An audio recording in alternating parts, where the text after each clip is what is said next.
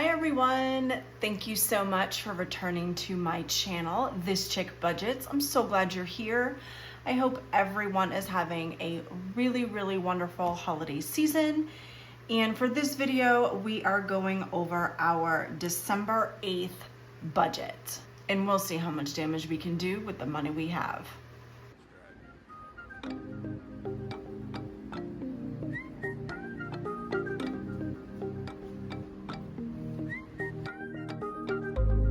Sound drive.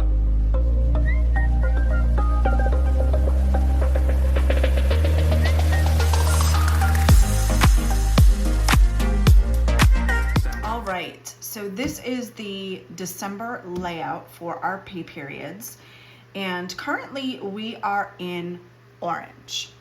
So the December 8th paycheck, we've already paid our bills, but we had a couple of changes from the last video that we did where I went over our kind of draft budget, if you will.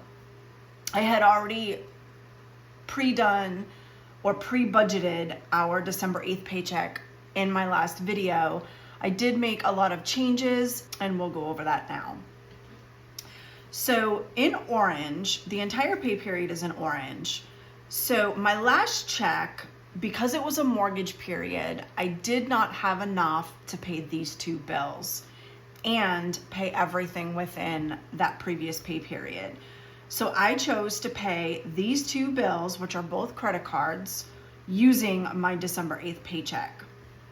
I did have the majority of our month's bills come out in the middle of the month, and that usually happens 9 times out of 10 every single month. I put our largest bills in the beginning because they're bills I cannot change. So I maneuvered all of the rest of our bills in the middle of my month so that because we get paid bi-weekly, I can kind of balance the two checks, if you will. Now, there are instances where I'll finagle things around. I don't always end up with a zero-based budget due to our first pay period of each month being our mortgage paycheck, but somehow we make it all work, right? So this paycheck, I had my car payment, the Synchrony card, Amazon card, our taxes, our 3 credit cards, and our electric bill. All of those came out of this paycheck, including extra debt payments and funding our sinking funds. We're not able to fill our sinking funds with every paycheck. The majority of our savings comes from mid-month. So in looking at our December 8th paycheck, I had pre-budgeted a little over a week ago and came up with a game plan. Now, I always use my Google Sheets where I kind of mimicked information on here onto a Google Sheet document. If I can bring this over here without tipping anything. So I can pretty much have a plan A and a plan B. And what this enables me to do is to come up with 2 different scenarios for each paycheck. What comes to mind at first glance, and then I sit on it. And then I come back, I re-strategize, and I get even tighter. Usually I come up with more money. Sometimes I am able to finagle my numbers to where I can be more aggressive in another category than originally planned. So it really forces me to think things through, forces me to sit on ideas and budget 2 different ways so that I have a choice. Sometimes when I attack a budget, I'm often quick to act. So I like to do my budget, finalize my budget, and get the money out. So I pay the same day we get paid, or all of our bills are paid, all of our sinking funds are funded, all of our extra debt payments made, all happen on the date we get paid. I do not let money sit. Sometimes I will plan a budget and I will act too quickly, get all of our money out, and then I come up with an idea a couple days later, oh, I should have done this. Or I should have moved money here and did it this way. And it always happens. So I have made it part of my process. I come up with a budget, I throw all my ideas on paper, I sit on it. I wait a couple days, I wait a week, I come back, I look at it again. Nope, I want to do this, or I should move this here. I come up with a final plan, and then I pay my bills. So this has really helped us become a lot more aggressive in some categories that I wouldn't have otherwise planned originally. Back to our budget tracker. I'm not one of these people who can write straight up. I apologize. And I am going to write out our budget. Our income for this pay period is $3,200. Now it does fluctuate from month to month depending on our side hustle income and any extra income that we have coming in, but for this pay period, it is $3,200. Our Synchrony card, I had originally budgeted $100, and that is going to stay the same. Our Amazon card is $75. That is going to stay the same. My car payment, I decided instead of putting extra money on my car payment, I would use that money and put it elsewhere. So this was originally budgeted for $225. My car payment is $186. Our electric bill is $145. That did not change. Taxes, this number does not change. Our low credit card is $83. I chose to make, these are going to be minimum payments, y'all. My extra payments are over here under extra debt. So this is just always going to be minimums. And those didn't change. I do have my buffer of $50. That is not going to change. So something's wrong with my math, y'all. Yes, I have a really old calculator. I'm one of those people, if it works, I'm not buying a new one. But there are some pretty pink calculators I would love to get my hands on. But this does the trick. 1337.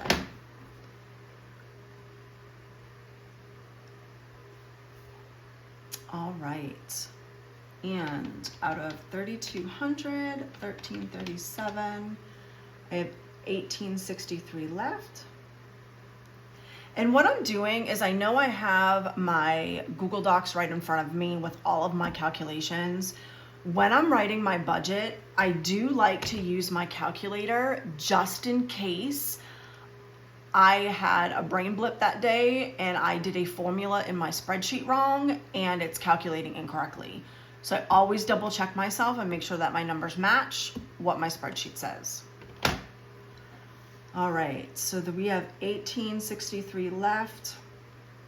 Now our food budget, date night, miscellaneous, and gas, these numbers did not change.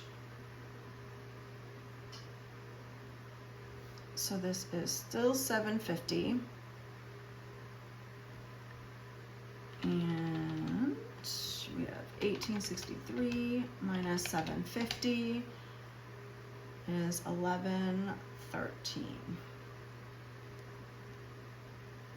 All right, now there were some changes that I decided to make for 2024.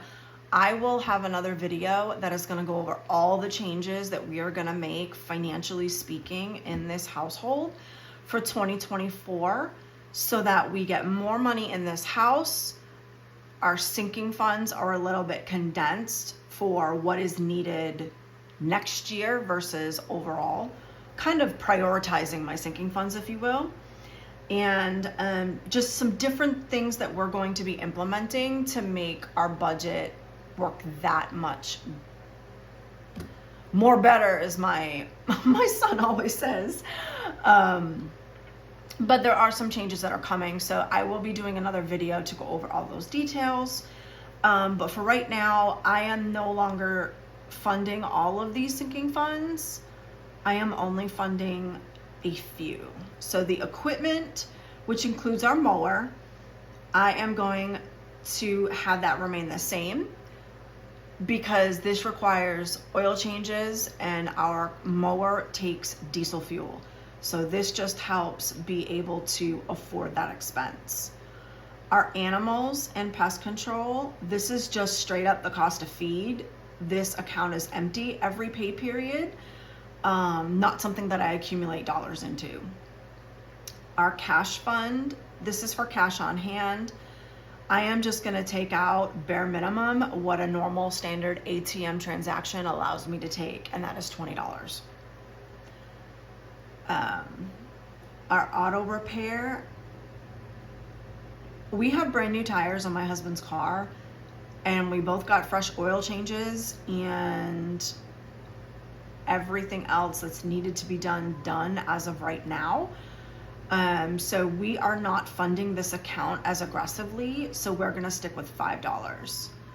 Not gonna do these 3 for right now.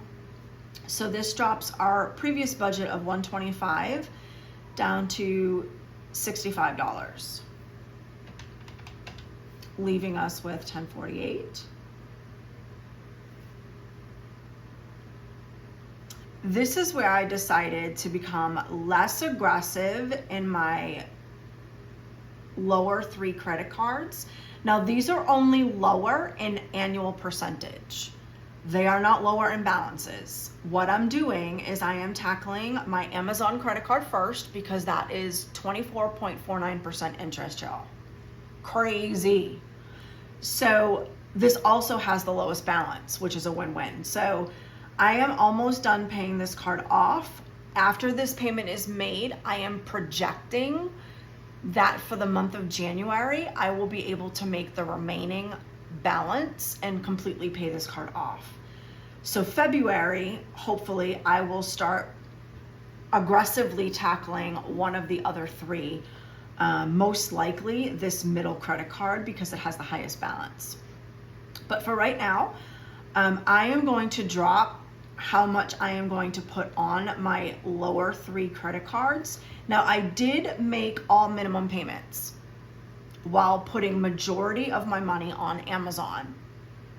However, my numbers are completely scaring me as far as balances. And I know $7,000 balances for credit cards may not mean much or be as alarming to some people, but for me, never having a freaking credit card prior to 2019, I'm freaking out over here. So just for my mental happiness, I not only make my minimums, but I at least put something, no matter what it is, on the credit cards as extra, while throwing probably 90% of whatever income I have left over at my Amazon card.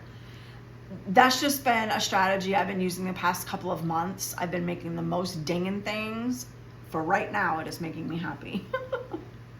That may change, I'm sure. I'm always changing my strategy, but the low credit cards, I am going to be putting just $50 each.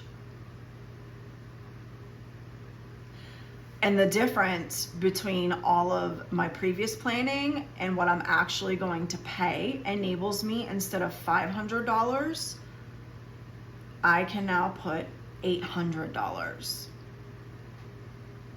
So by not making my additional car payment, eliminating some of my sinking funds, dropping it from $125 to $65,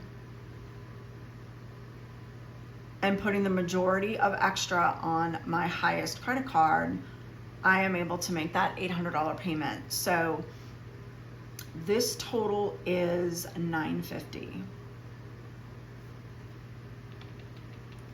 So 1048 minus 950 gives me $98 left. What I chose to do, because I want to start off January really putting money away in our 3-month emergency fund. I really want to bring that up just in case. And I'm basically focusing on 3 months. I'm not doing a year. I'm not doing 6 months. I'm just going to focus on small 3 months. Now, My 3-month emergency fund does not include any extra debt, does not include sinking funds. It only includes mortgage, electricity, and food and gas. Our solar is financed. I still have electric. I can just use electric.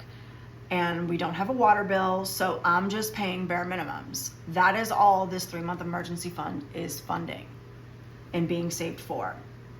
So I am going to put 88 in this fund, and our pool repair, y'all, if I could dig out this pool, I would. I hate it. Whew. But $10, and that leaves me with 0. Woohoo! 0 budget. So my first plan of action, had I jumped using my first plan, I would have not been able to put $800 on my Amazon credit card. I would have only put 5. So that's why I kind of use that strategy. It kind of forces me to think, forces me to sit, forces me to brainstorm, and I always come up with a better idea. So all of these bills are paid. I now have sitting in my account my buffer and anything that is left pending. Already went grocery shopping. We have almost maxed out our $450 budget, put fuel in the car and the truck, and we are good to go until our December 23rd budget. Now, I have not pre-budgeted December 23rd, or I'm sorry, December 22nd. But we have our little end of month bills coming out. Also includes our mortgage. 1, 2, 3, 4. Yeah, mortgage is pretty much the only thing that is in our next paycheck, which I can literally split between 2 paychecks, financial wise, not payment wise, and come up with a plan for that. So I will be doing that next, along with a video. Actually, it'll be a combined video of 2024 changes as well as our December 22nd pre-budget. So yeah, I hope you enjoyed this video. Thank you so much for following along with me. We're making progress, y'all. This Amazon card is almost paid, and then I'll be tackling the next one. So until next time, bye y'all.